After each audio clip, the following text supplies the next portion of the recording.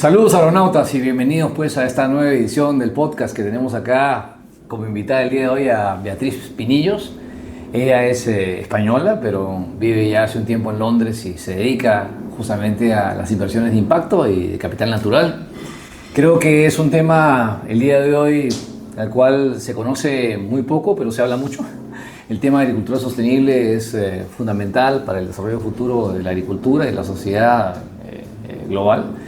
Y nada, quería darle la bienvenida a Beatriz, agradecerle por estar acá con nosotros y que nos dé un poquito de background acerca de ella, que nos cuente un poquito cómo ha sido esta transición del mundo banquero, que es tan frío a veces, hacia el mundo de la agricultura sostenible, los impactos, toda la naturaleza.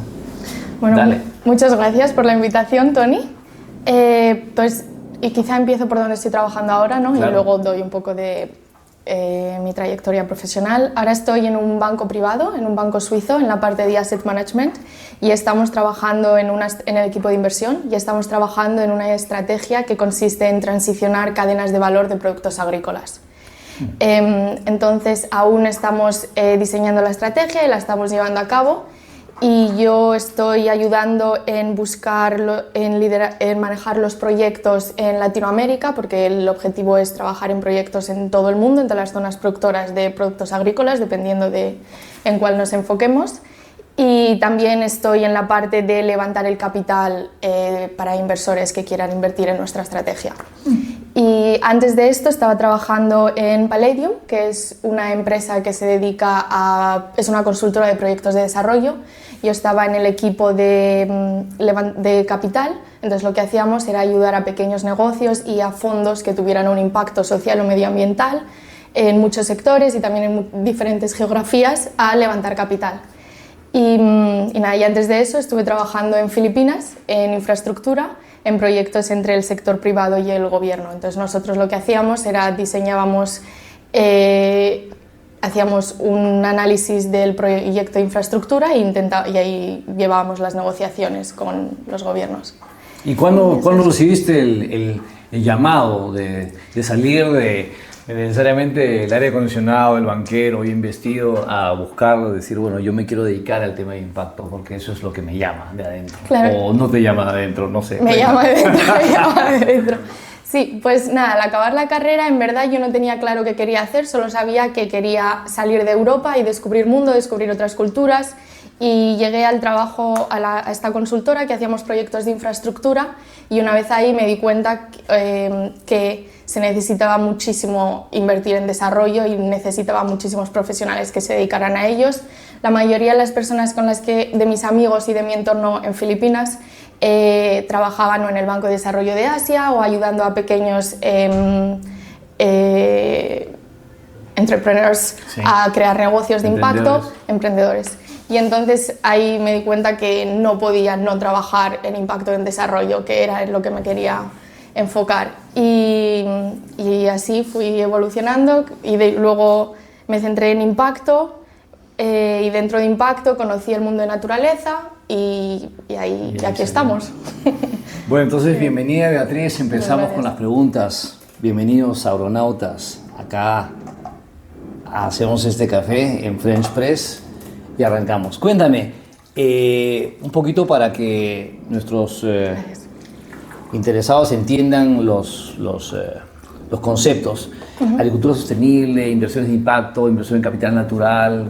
¿Qué cosa es eso? ¿Cómo lo podemos explicar de manera sencilla? Yo diría que inversiones de impacto es invertir en proyectos en los que no solo estás buscando en tener un retorno financiero, pero también estás buscando y le das igual importancia a crear un impacto, ya sea medioambiental o social, ¿no? Y luego dentro de invertir en impacto, pues puedes invertir en diferentes sectores. Uno de ellos es naturaleza, otro puede ser nutrición, clima. Hay muchísimos sectores, pero lo que diferencia, diría yo, inversión en impacto de inversión comercial o incluso ESG es el buscar buscar que el objetivo financiero y el de impacto tengan la misma importancia a la hora de invertir. Ahora eso yo entiendo que está muy de moda y hay toda una corriente esto, ¿no? ¿Cuánto crees tú esta corriente que es solamente muda y cuánto crees que es obligación de las corporaciones de decir, bueno, yo también no me quiero perder este sistema y tengo que dormir tranquilo y quiero que todo el mundo sepa que yo también estoy en esto de impacto y hacen eso? Yo creo que es moda, pero a la vez también es un cambio del comportamiento del consumidor. Nosotros, o sea, en la sociedad vas viendo que ha habido una transición y que ahora la gente joven, por ejemplo, le da más importancia a lo que consume o le da más importancia a en qué emplea su dinero, ¿no? Entonces hay una demanda del consumidor y también de la gente que quiere invertir a inversores o a empresas para que hagan este cambio. Lo que pasa es que sí es cierto que una vez pues las multinacionales, las empresas o en el lado financiero los inversores tienen que invertir, sí que es mucho más complicado. Entonces, de querer hacerlo a llegar a hacerlo hay un paso muy grande y eso es donde aún nos encontramos.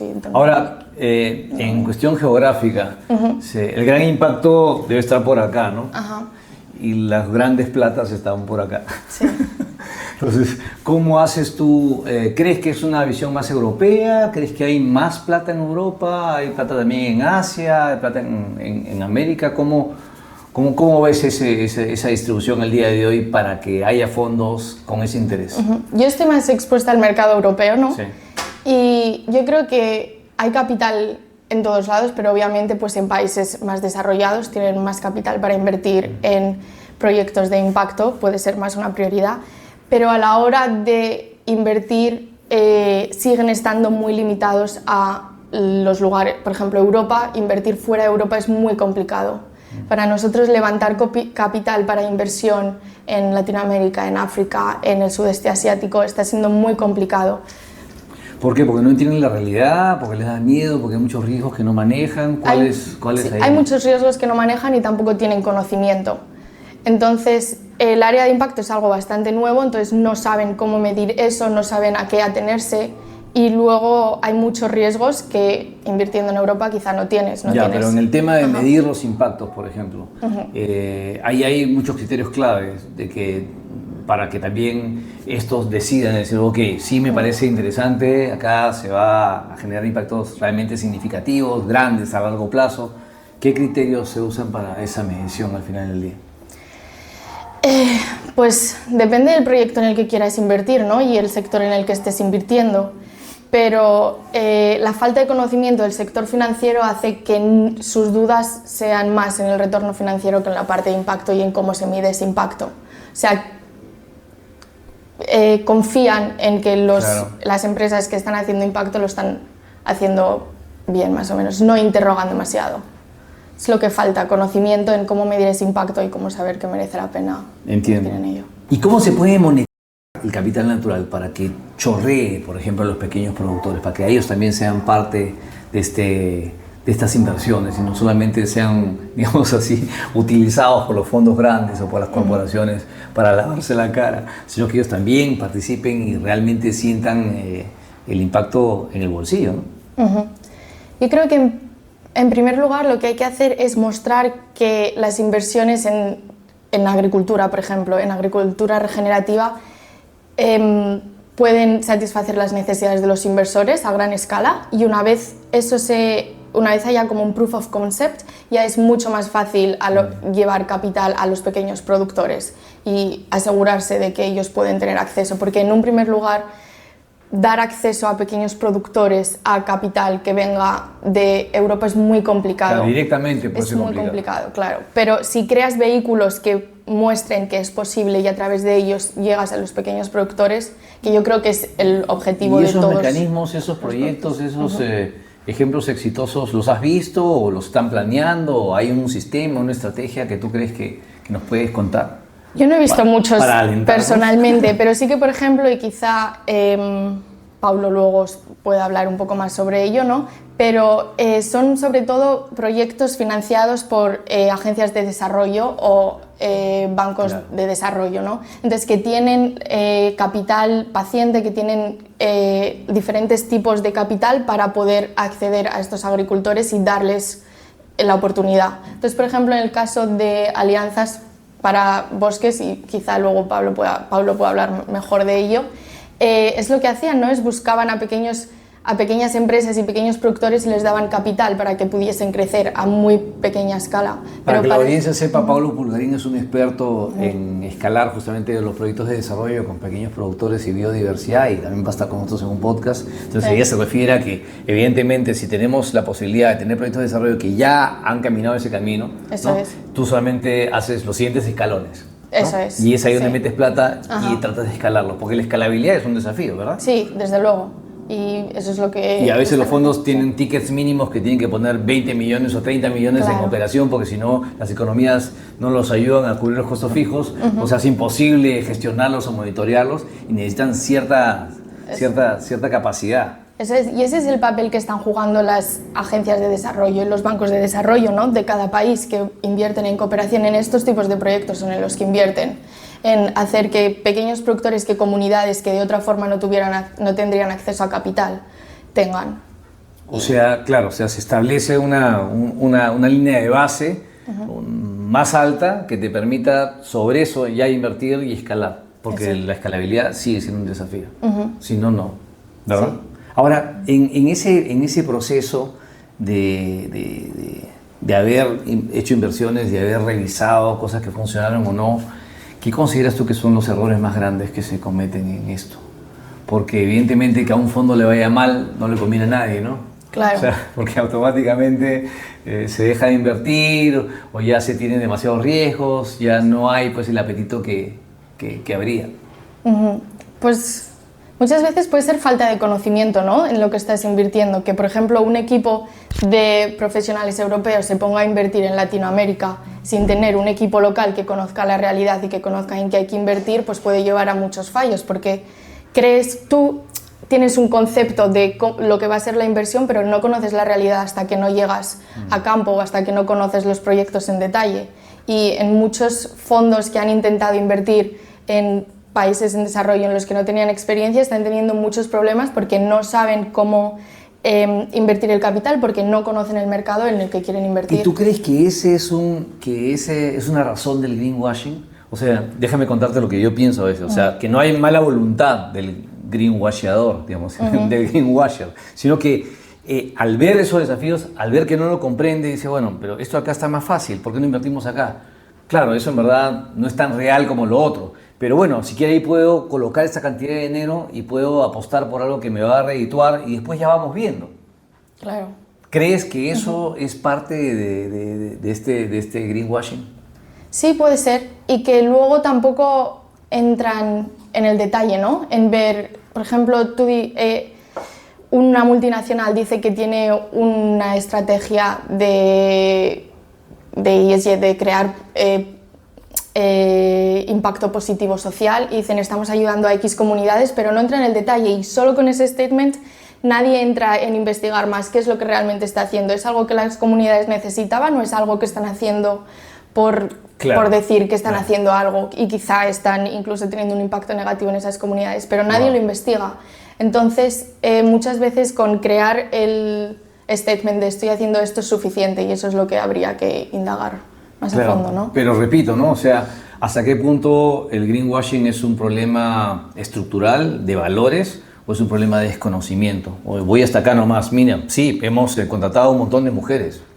No sé si eso es un esquema muy amplio y en verdad habría que ver, ¿no? Si esos trabajos en verdad tienen las mujeres en la motora fina, un upside, si en verdad esas mujeres, el dinero que reciben el día de hoy tenían costo-oportunidad en otras acciones o en verdad va a la casa y qué impacto genera dentro de la familia. O sea, claro, como tú dices, no van a profundidad, se quedan solamente en lo amplio y no en lo profundo, y es ahí donde a veces hay un digamos, un mensaje comercial distinto y bueno, también hay corporaciones que calculo que se aprovechan de ello, ¿no?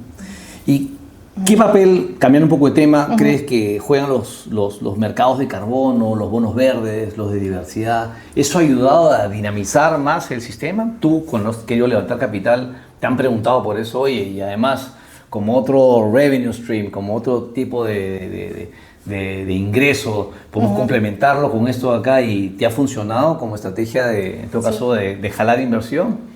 Sí, preguntan, o sea, ha creado un mercado, eso es un hecho. Y de hecho, por ejemplo, con los bonos de carbono estábamos mirando a valoración de distintas empresas y estamos mirando a múltiplos de distintos sectores y vemos que los múltiplos que se están usando para valorar a empresas de carbono que venden bonos de carbono son enormes. O sea, que ahora mismo hay un poco de, ¿cómo se dice? Como que el mercado está...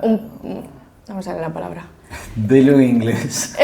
There's a bubble, claro, ¿no? Un poco con una burbuja que puede reventar, ¿no? Eso está es. sobreexpuesto y sí. realmente el valor no es tal, ¿no? Y lo malo de eso a veces es que cuando se viene abajo y esa burbuja revienta, Sí. todos somos perdedores, ¿no?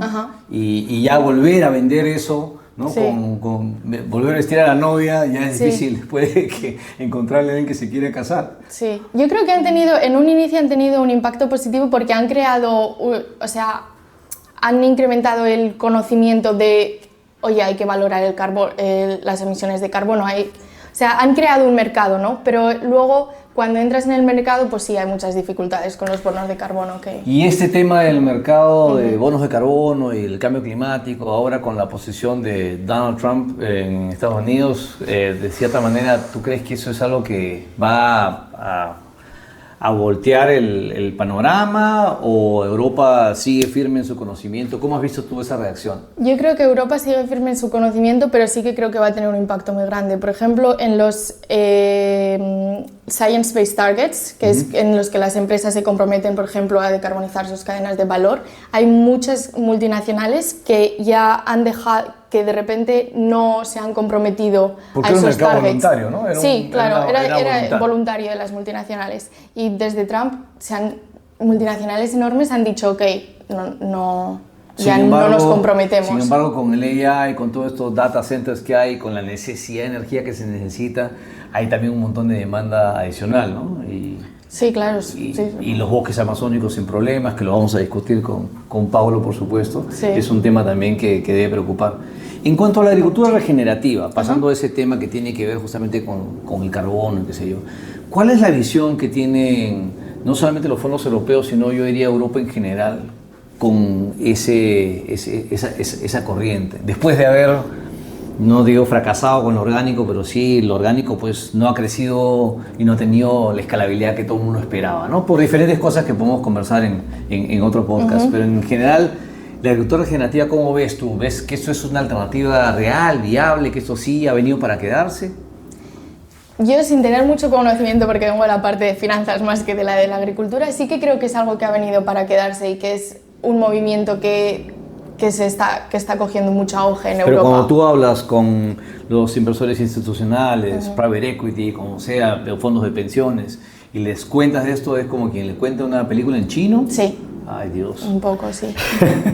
Pero bueno, es todo un poco de educación, ¿no? Y si el mercado está cambiando, se les está demandando que inviertan en ellos, entonces les cueste que inviertan en agricultura regenerativa, por ejemplo. Entonces, quizá ahora pues no conocen mucho, pero en unos meses tienen que conocer porque se les está pidiendo que inviertan en ello, ¿no? Entonces, es algo que va a llevar tiempo, pero... ¿Quién les pide que inviertan en ello? ¿Qué stakeholders? O sea, ¿cómo se genera esa presión hacia el fondo mismo? ¿Y a quién le responde? O sea, Por ejemplo, en los fondos de pensiones. Si yo ahora tengo una pensión, yo voy a un fondo de pensión y les digo, yo no quiero que mi pensión se lleve a invertir en fossil fuel, claro, en fósiles, ¿no? Combustibles fósiles. O no renovables. O no renovables. Yo quiero que el capital que tú ahora estás manejando de mi parte y al que yo tendré acceso en un futuro se invierta en proyectos en los que yo creo. Y entonces yo creo que es más de las personas. Interesante. Bueno, unas rapiditas para terminar. Sí, a ver, cuéntame. Solamente quiero una frase o una palabra. ¿Qué se te ocurre? Rapidito. AI en agricultura. Sí.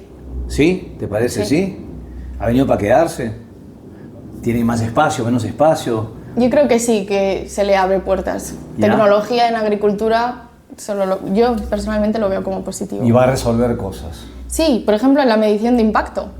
Y quizá no AI, pero Internet of Things, a la hora de medir el impacto que se genera se necesita tecnología. Y yo creo que sí. Una tendencia de inversión en sostenibilidad que va a continuar, se va a reducir, va a haber naturaleza que siga para arriba. ¿Tú crees que hay capital humano preparado para estos desafíos? O sea, la gente, tú estás preparada, pero o sea, ¿cuántos economistas o financistas o banqueros realmente conocen de esto de acá, que va fuera de las paredes de las grandes ciudades? Yo creo que cada vez más. O quizás es por el ambiente en el que yo me relaciono, que he trabajado en impacto, ¿no? Pero la gente cada vez quiere más trabajar en algo que no solo que te llene personalmente, en algo en lo que creas. ¿Todo el tema de GMOs, organismos modificados genéticamente, ha desaparecido? ¿Sigue vigente? ¿Hay la discusión todavía? ¿O ya ahora hay la edición génica, que es un poco distinta? ¿Cómo ven ustedes eso también en el fondo? Sinceramente, yo desconozco un poco del tema. Entonces... No pasa nada, no pasa nada. La mejor pregunta es, ¿cuál es el mejor café? Dinos. Venga. ¿Qué café estamos tomando ahora mismo? Bueno, nada, quería solamente agradecerle a Beatriz por su tiempo. Yo creo que como resumen decidimos que no solamente es una corriente ficticia y una burbuja, sino todo esto acá de capital natural y financiamiento sostenible es algo que ha venido para quedarse, que está creciendo cada vez más, que si bien Europa lo lidera de cierta manera, ha contagiado también a otros que se suman, que la presión a invertir de esa manera viene de los consumidores mismos, que quieren que sus capitales vayan en algo en los que ellos crean, ¿no? Que evidentemente los greenwashers seguirán estando por ahí y habrá que señalarlos y habrá que seguir haciendo el trabajo para entender el impacto en su profundidad y tener pues KPIs o indicadores muy sólidos que reflejen la realidad de los proyectos. Y nada, pues tener gente joven como ustedes metidas en ese tipo de proyectos y de sector, yo creo que es un lujo y hay que darle para adelante. Nada, te agradezco muchísimo la presencia y no sé si quieres decir algo más. Acá estamos con el café, todos los aeronautas. Que muchísimas gracias por la invitación, que ha sido un placer, y por el café, por supuesto. Saludos aeronautas, ya nos vemos entonces. Chao, chao.